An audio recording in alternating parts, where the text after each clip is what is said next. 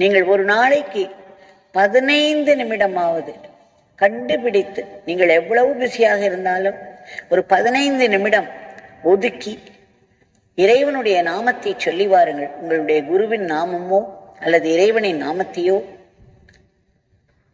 கவனத்தோடு, கான்சன்ட்ரேஷனோடு சொல்லி வாருங்கள்.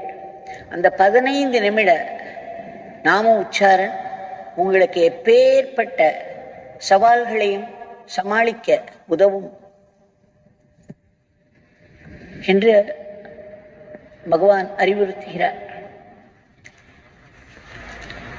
அதன் பிறகு சொல்கிறார், இந்த 15 நிமிடம் நாம் நாமும் சொல்வதே நமக்கு அப்படி ஒரு பலத்தை, ஆத்ம பலத்தை கொடுக்கும்.